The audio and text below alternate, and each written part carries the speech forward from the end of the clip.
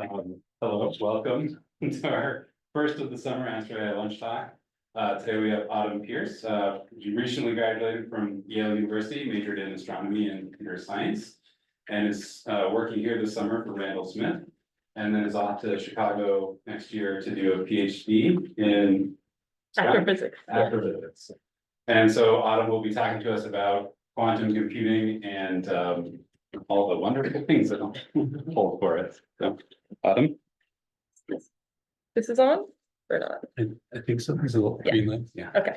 Hi, everybody. Thanks for the introduction. As Josh said, I double majored in astrophysics and computer science. And so my work tends to be stuff that kind of propels both fields or utilizes interesting computer science ideas within astronomy. And one of the ways that I've done this is through quantum computing. So I've done quantum computing work that both uses astronomy and doesn't. But I've realized that a lot of astronomers don't really have any background in what quantum computing is, how it works. And so that's kind of that's most of what I want to provide for you guys today, just an understanding of what all the buzzwords in quantum computing are, and maybe some ideas for where we might actually be able to apply it in future years, maybe even now in astronomy. So to start with, I just want to clarify what exactly quantum computing is. A quantum computer is a completely different type of computer from any that you've probably used, unless you've also done work specifically with quantum computing. Everything you've used from your phone, laptop, even supercomputers, those are all classical computers, which means that they're not quantum, and they use bits that take on a value of 0 or 1. Quantum computing, on the other hand, uses quantum bits or qubits, which take on a value that kind of ranges from 0 to 1. I'm going to start using terminology that you might recall from your quantum physics courses, but more accurately, qubits take on a value that's both 0 and 1 at the same time, but to varying degrees. And when you measure the value of a quantum bit, it's a probabilistic result. So you can't say with certainty if you're going to get a 0 or a 1 in certain states. And I'll go a little bit more into that now. Again, more quantum physics backflashes. Sorry, everybody. So you might recall the block sphere. This is the easiest way to envision the state of a qubit. You basically, the arrow of, or in this case, a line segment on the block sphere can represent the state of the qubit at a given time. I'm gonna simplify this, and instead of having a sphere, I'm gonna make it into a circle, just for simplicity's sake, to explain what exactly this position of the arrow actually means.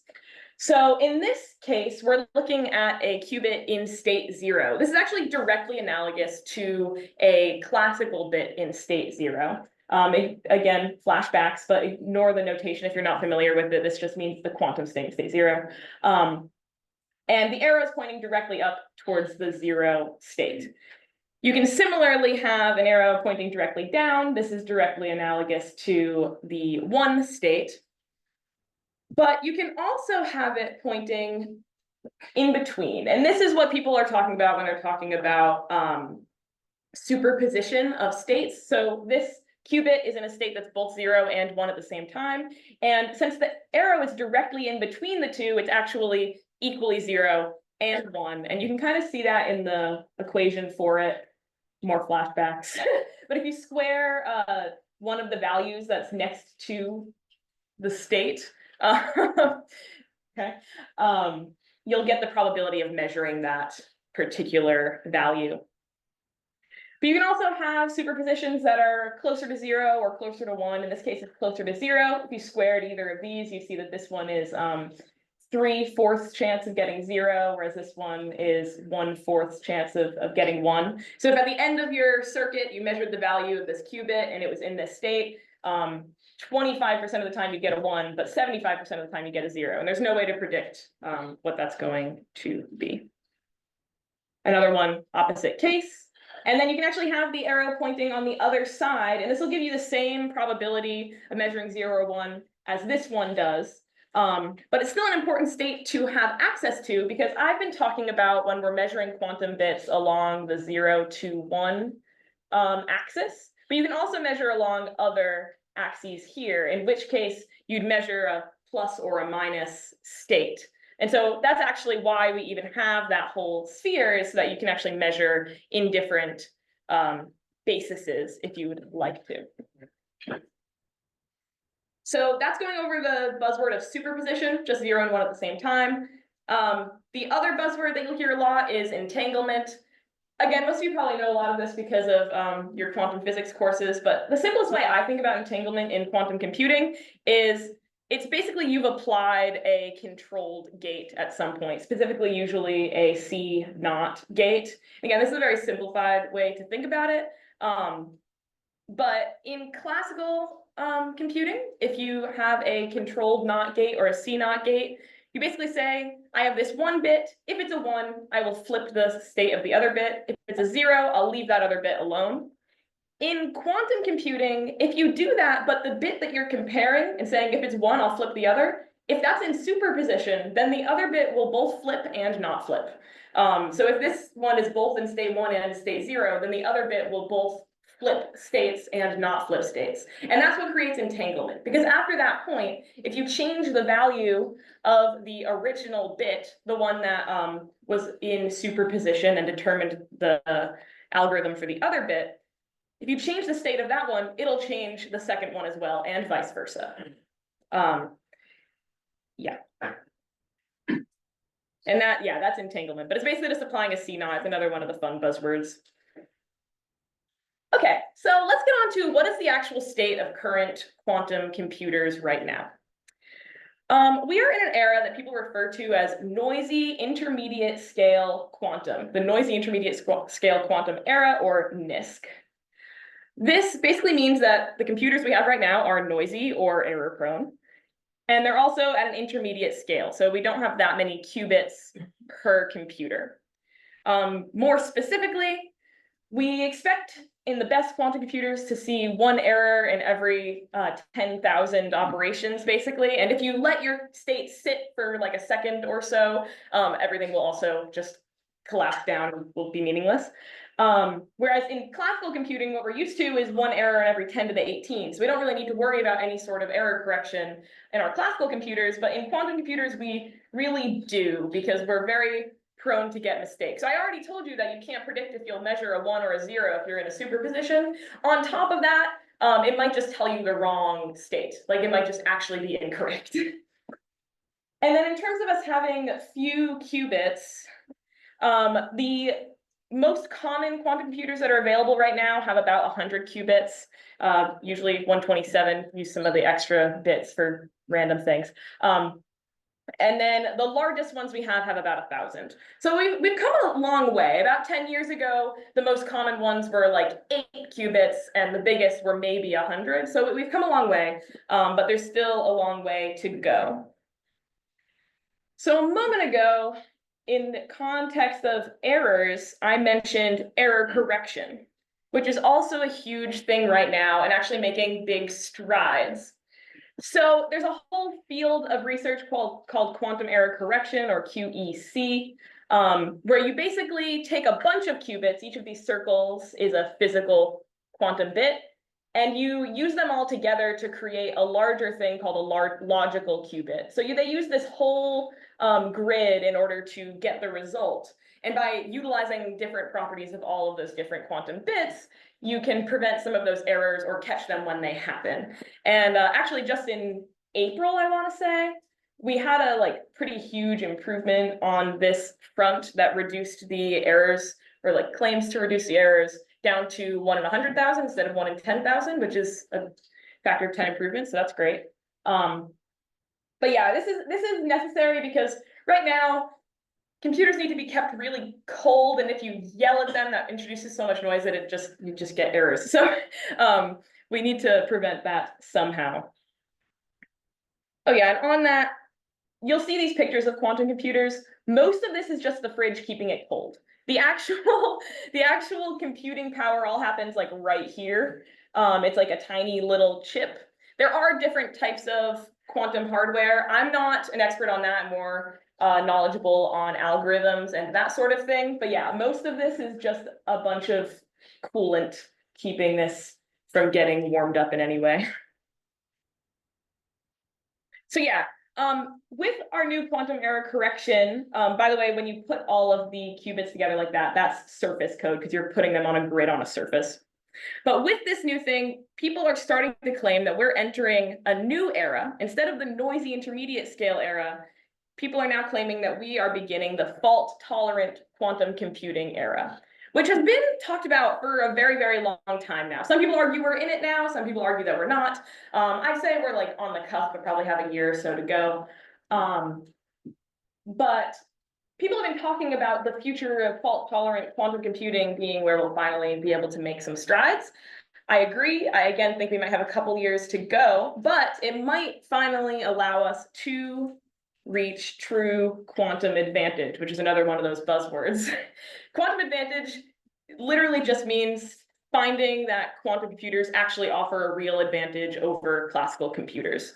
We've found algorithms that actually have a time complexity improvement over their classical counterparts, and I'll talk about that more later, but it hasn't really been proven that we can use quantum computers on a shorter time scale than like multiple years and actually see that improvement useful. So this plot kind of shows that if you have a classical computer algorithm, and as your problem size gets bigger, the time that it takes increases this way.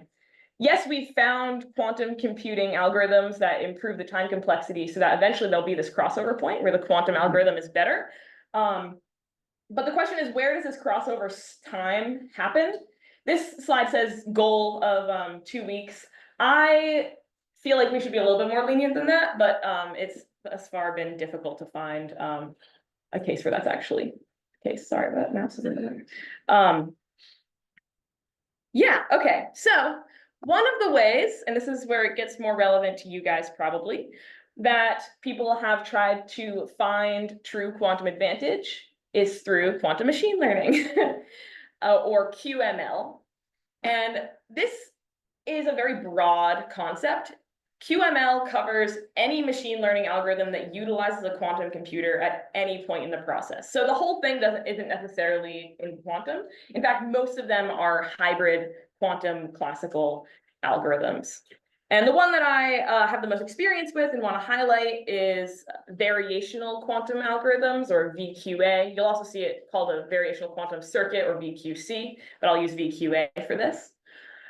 Basically, in this algorithm, you take a quantum circuit, which is a function of some parameters. Those parameters are literally just by what degree do we rotate the state of the quantum bit at each step. And you run your specific data point for whatever machine learning problem you're tackling through this circuit, and then you measure the bits at the end. And then you do that a bunch of times, return all your measurements to a classical optimizer, literally just gradient descent on your laptop. And that will go ahead and update the parameters that you put into your quantum circuit, and therefore change the measurement. And you do that over and over and over again until you think you've trained the circuit well enough.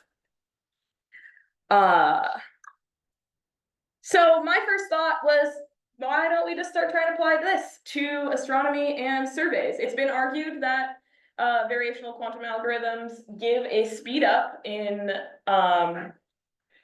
machine learning, and we have a few different tasks that have too much computational power necessitated through classical machine learning. So let's try and speed it up.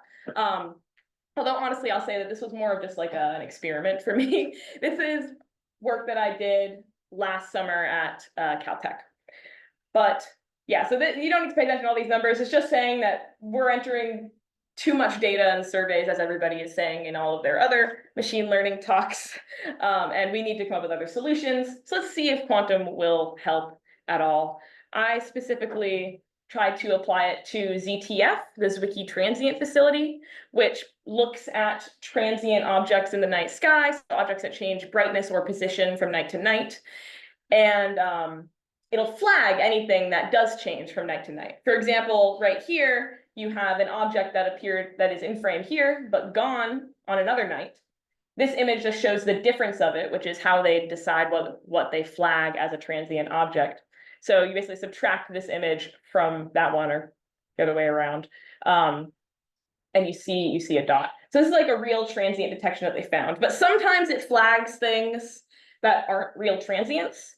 In this case, the first image and the second one are just slightly misaligned. Like this isn't an actually moving object, it's just the image is not directly on top of each other. And so it flagged this as a transient, but it's not, it's a bogus transient. So this becomes a classical binary classification problem, real bogus, which brings back to the variational quantum algorithm, which I attempted to apply last summer.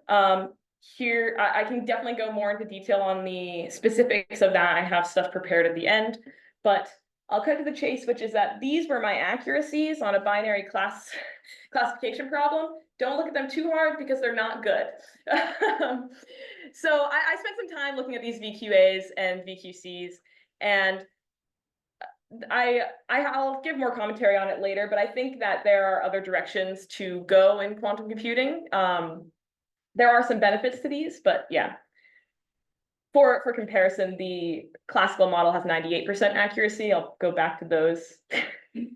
So wasn't exactly great. But to give some commentary on this, VQAs work well sometimes, specifically for simpler problems. So the issue here is that I was trying to put a 64 by 64 grid of pixel values into 8 qubits. So that is, imagine trying to do an entire algorithm with 8 bits, basically. Maybe give it like 16 for justification's sakes, but it's difficult to do right now.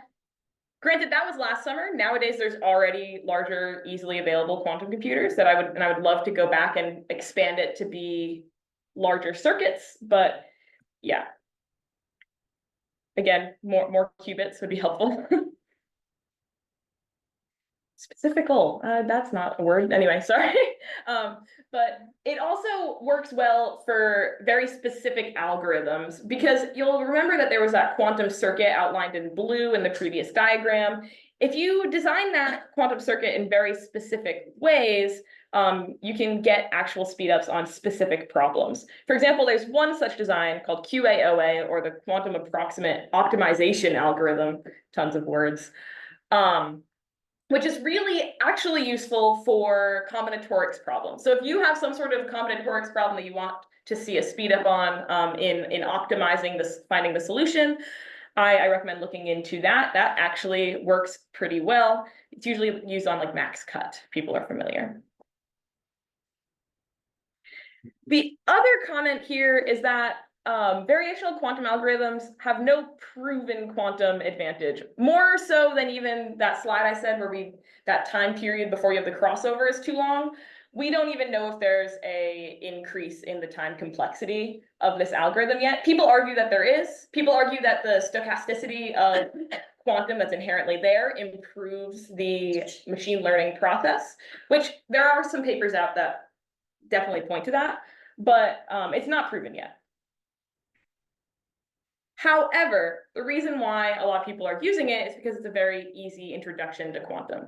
The parameters that you're training, those rotations of bits, are directly correlated in your thought process about the process as the weights in a neural net. And people will argue that it's basically the exact same thing. So it's a good way to start messing around with quantum and see what results you get. However, I think those results kind of speak to needing to look to other things, and so that's exactly what I'll do now, and maybe give a little bit more of an optimistic take on quantum computing. Specifically, I want to talk about the HHL algorithm, Haro-Hasidim-Lloyd algorithm, which does linear equation solving in quantum. So the classical algorithms for this do it in O of n. Does anybody want to guess what the quantum one does it in? Throw out something. Log? Yeah. So quantum does it in log n, which is a lot better. And you're probably familiar that in a lot of machine learning algorithms, what we're doing is a lot of linear equation solving over and over again. And so there's a lot of arguments and proposed ideas for using this to create a machine learning algorithm fully in quantum instead of this hybrid system that would give us an improvement. Here's a time complexity review also for any confusion on the O notation. It's very computer science heavy there.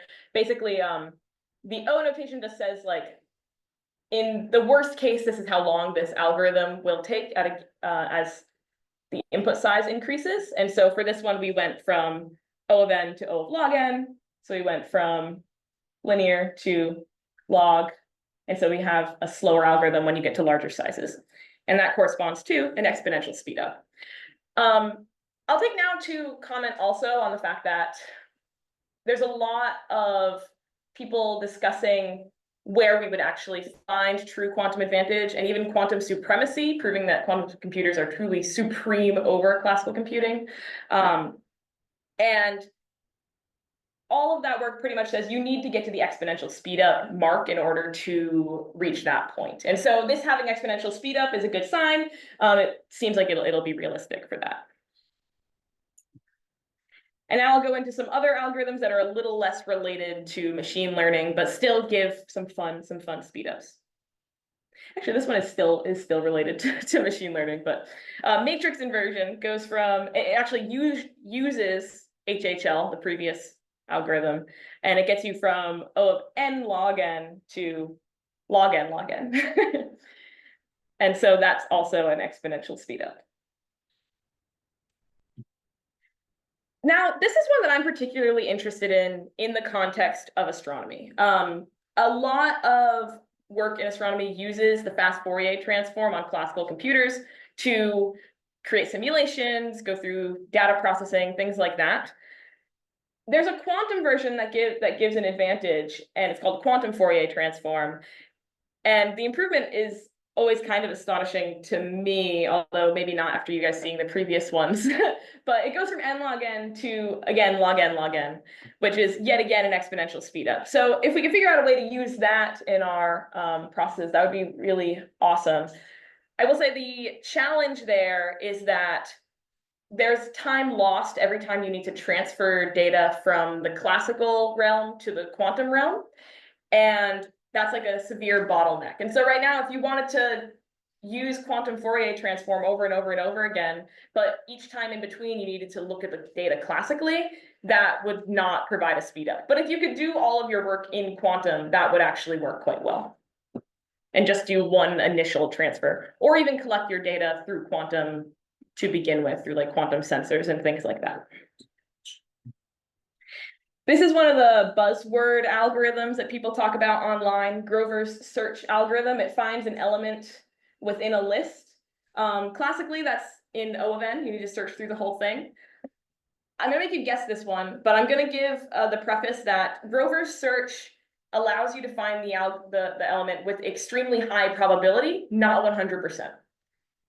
So I think it's like 98% probability, but we're allowing for a bit of leeway here, which is part of how we get the speed up. Somebody want to guess speed up? Yeah, you just know. Yeah, so this one's O of root n, which is sadly not exponential, it's quadratic. And so, as I said before, a lot of things are arguing that you need exponential in order for this to provide an actual improvement or quantum advantage, and this does not. So, yeah, maybe we should divert a little attention away from it or keep improving it. And then final buzzwordy algorithm, Shor's. Yeah, this is a little bit ridiculous. I won't make you guess what the quantum version is, but it is improved by an exponential amount, because you basically took this out of the exponential. Yay. Okay, so on to fun things of what you guys can do right now. You can go and use a quantum computer right now for free through IBM. And I definitely recommend going and trying it out. You don't need to have any knowledge of quantum linear algebra or anything like that. I'll put this up on the screen. Look up IBM Quantum Composer, go to this website. They have real computers up to, I think it's 127 bits right now. This is what I was using last summer, although the available ones that didn't have ridiculously long wait times back then were half the size. But basically you get up to 10 minutes of compute time for free per month. You can drag and drop quantum gates onto a circuit and just say submit job to their computer. You can select from their computers, although they're all pretty similar. And then you wait about an hour or two, and then they'll run your computation. You're waiting in like a queue, and then you get your result back. So this is a very fun thing to mess around with. You can also access this through software. So I'll talk a little bit about that too. Specifically through Qiskit, also through Penny Lane. These are Python packages. At least those two are. Those are the ones I want to highlight. You can access those computers through there. You can also access quantum computing simulators, which work pretty well as long as you're definitely below 100 bits, probably below 50. You can use a quantum computing simulator or emulator to get actually ideal and perfect outputs, but without it taking too much time. If you get above the like 50 qubits scale, then it takes way too long unless you had a real quantum computer to run that algorithm. Although maybe with the 2-hour wait time in the queue, that counteracts that. Yeah, okay. So I will switch to questions, but I also have stuff that I can go into detail about for the time I applied VQA to survey data and how you can actually translate the data from classical to quantum. So I'll take a few questions, and then we can talk about that. Thanks, Otto.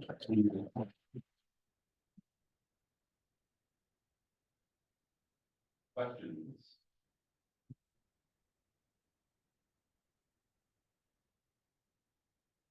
Thank you. How exactly does the HH algorithm work?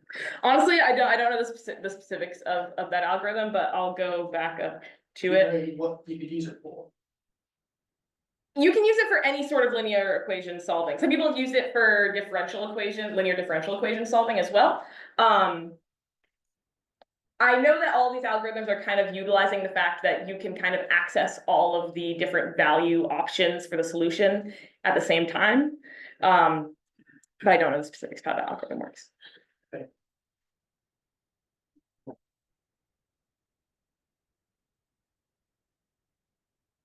Do you have questions?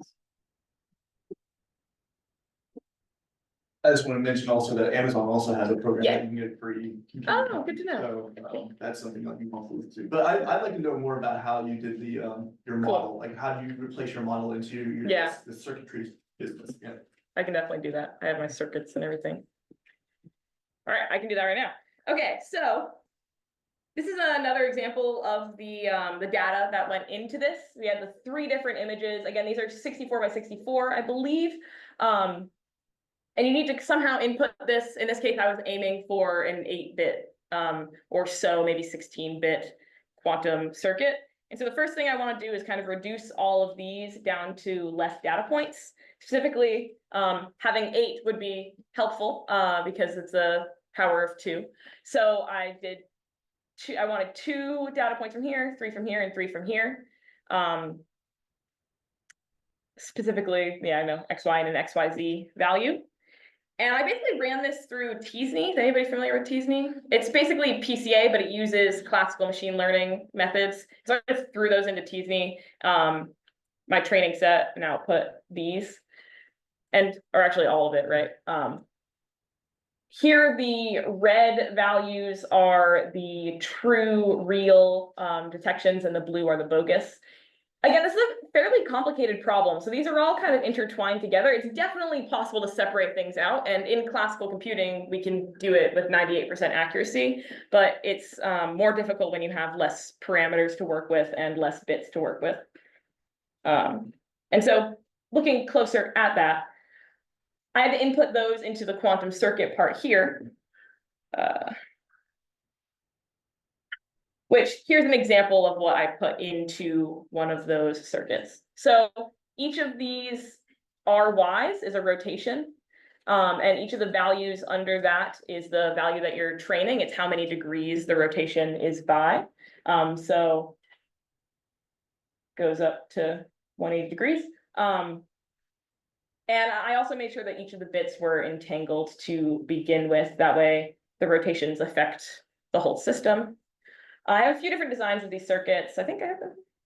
No, not yet. I can talk about the different designs I did, but first I'm going to talk about how I actually put that data into the system to begin with. So these are the things that are being trained. This amplitude embedding is where you actually input a specific data point and those 8 values into the circuit.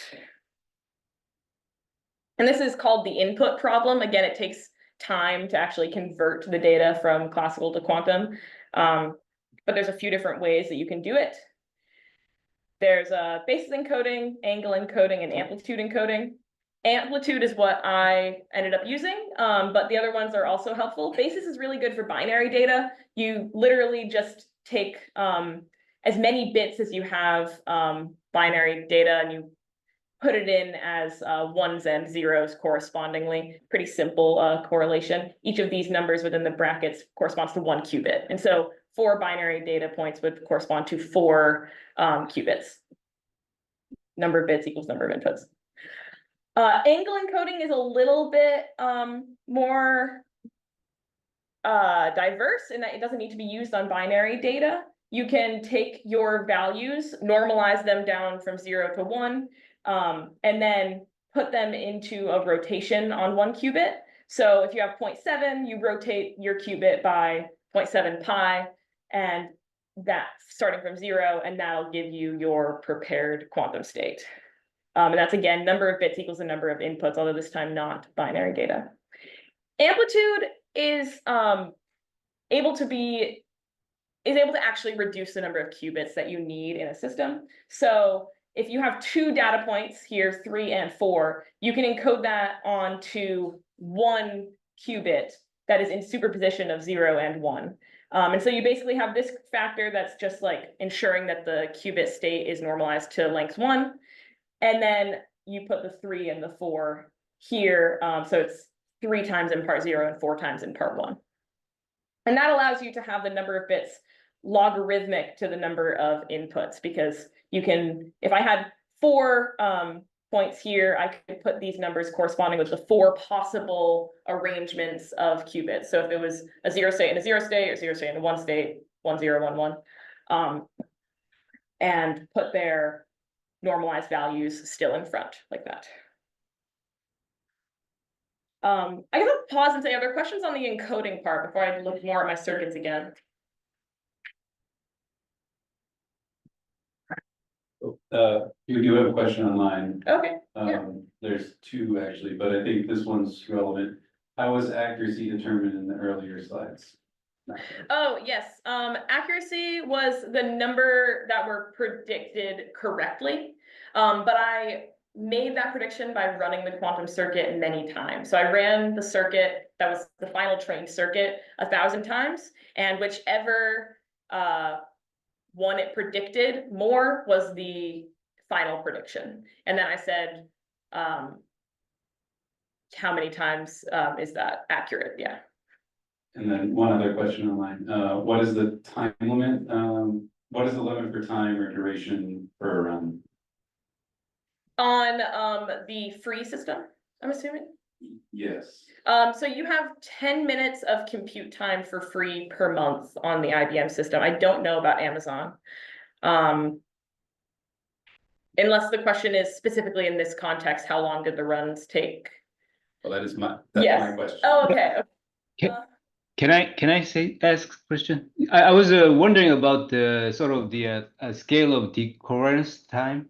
How long the each state or the input you put in and the algorithm can maintain the integrity so that you can finish the run. What is the state of art sort of limit at the moment? I heard that's one of the limiting factor in achieving quantum supremacy. So thanks. Yeah, it definitely is, and it's nanoseconds. We don't really have a solid version quantum RAM right now. So we can't really store states for very long, and they decohere very quickly. Yeah. Thank you. And did I answer yours? It was the time of the Yeah, that was about the time. Actually, I have another question about this encoding. So these are compatible, or you just you choose particular one for the convenience or efficiency? or they are compatible to each other relatively? They're extremely comparable. When we've tested it on when people have tested it using different encodings, you generally get the same accuracy for each one you use. The real difference is that in amplitude, you use less bits. So there's a very, very slight decrease in accuracy on that, but it's usually not significant. And so it's worth saving your qubits to use it. Thank you. Yeah. And then the time to run, I was running those actually on mostly quantum simulators. And so that took a lot longer to run, and especially to do all the updates over and over again in the machine learning process.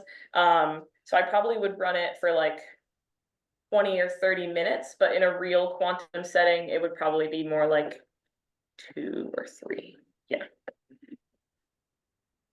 Yeah. With the quantum simulator, do you use noise? And I was not, okay, but you can. Yeah. But you definitely can. Again, on those software things that I was listing earlier, all of those that have simulators included also have the option to include noise. And some of them even have it so you can include noise that's similar to real quantum computers. And it'll just model it based off of those computers.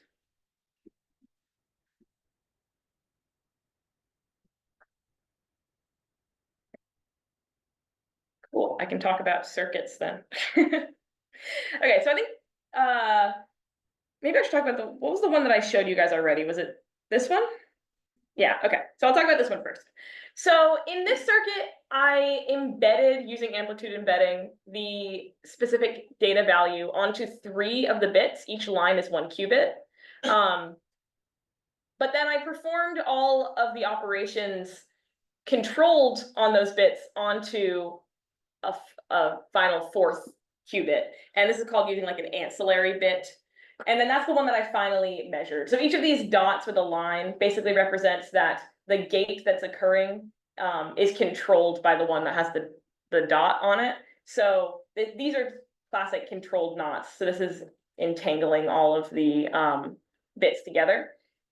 These are also doing some entangling, but it's mostly saying like rotate this by this degree, and also make how much that rotates depend on the state of this original qubit. And then you flip these in between because that prevents things from settling basically to like local minima in the optimization. And then measure the bit at the end. And then again, you run through this many, many times to get what your final predicted output is.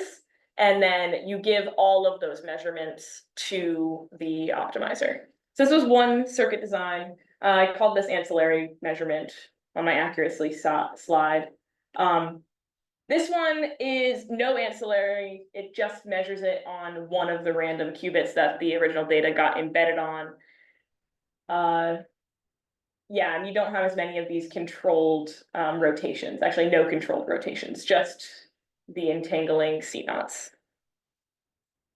And then this one was kind of interesting, but actually performed worse, sadly. That made me sad. The idea was that I measured both, and this measurement corresponded to a state of a real transient detection, and this one corresponded to a bogus one. And so this would be like an output of 1, an output of 0. And I said, whichever one of these measures as one more often than the other is your final prediction. So I figured that would give it a little bit more to train on, a little bit more to figure out like how you can also then examine it and see like how close was that prediction. But it didn't help. Circuit questions? Yeah. is it possible to make them deeper? Yes. Yes. So this is also what I would do if I did it again. I was preventing going deeper because of like compute time and like I was experimenting, but I really want to do this again and make these much deeper, many more qubits, and and oh geez, and reduce the system by less variables when I go through TC. So that's definitely in the future of a thing to do. But now that I'm disillusioned with VQAs to begin with, I'm not sure if I want to.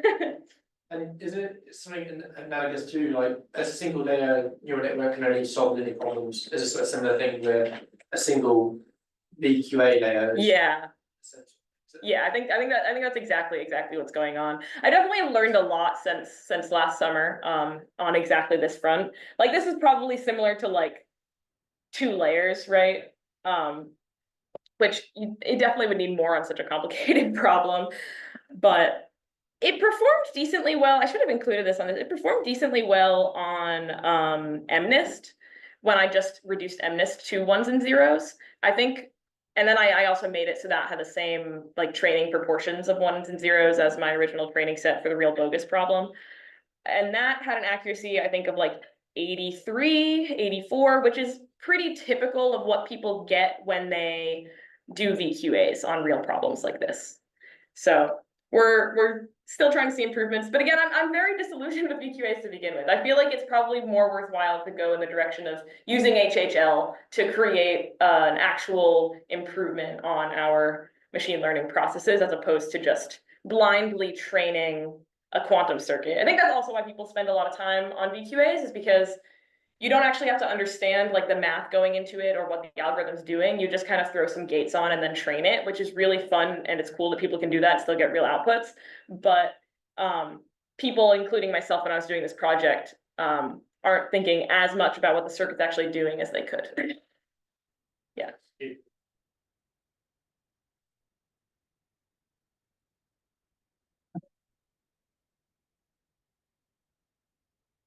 Cool. That's it. All right, great. Thank you guys so much. Feel free to ask me more questions, general quantum or astro quantum, and yeah, thank you.